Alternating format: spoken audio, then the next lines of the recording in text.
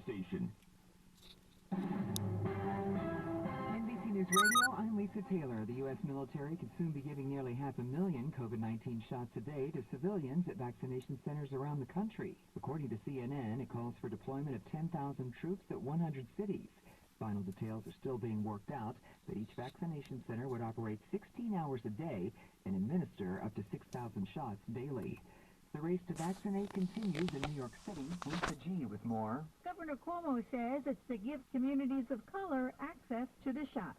You cannot play baseball when you come, but you can come to Yankee Stadium. Cuomo said it will be run by Somos Community Care and overseen by the New York National Guard. The Yankees said they were honored to participate, and the governor reminds everyone to stay off the grass once they arrive. No date yet on when it will open. Congress is going to pay tribute to fallen Capitol Police Officer Brian Sicknick. Brian Shook with more. House Speaker Nancy Pelosi and Senate Majority Leader Chuck Schumer announced Sicknick will lie in honor in the Capitol Rotunda starting Tuesday night.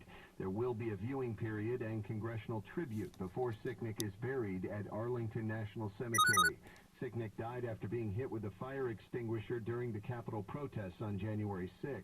The two congressional leaders said Sicknick and other officers helped save lives that day. An Arizona Republican is introducing a bill that would give the state legislature the power to throw out presidential election results.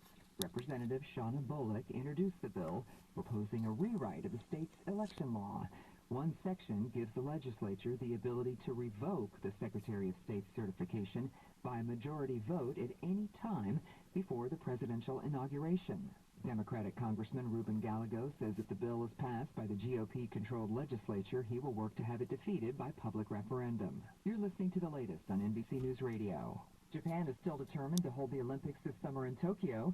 Japan's Prime Minister told the World Economic Forum Friday the country's determined to deliver hope and courage to the world through the Games with the intention of presenting a safe and secure Games in conjunction with the IOC. The country isn't planning on rolling out the COVID-19 vaccine until late February, which has some questioning how much of the population can be inoculated prior to the start of the Olympiad on July 23rd. The guitarist for the 60s rock band The Animals has passed away.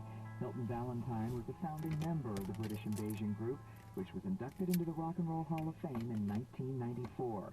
It's Valentine's guitar riff heard in The Animals' 1964 classic House of the Rising Sun, which Rolling Stone called one of the greatest songs of all time. His record label says Hilton Valentine passed away Friday morning at the age of 77. No cause of death was provided.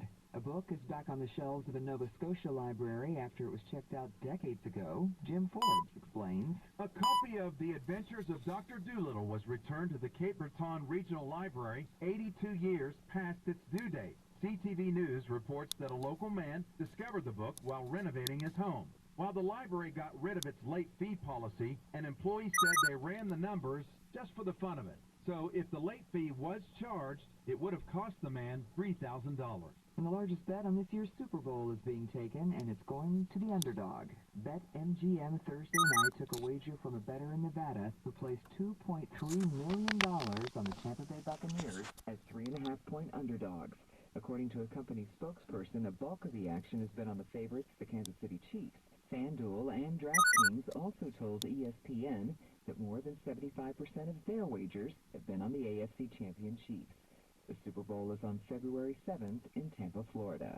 Lisa Taylor, NBC News Radio.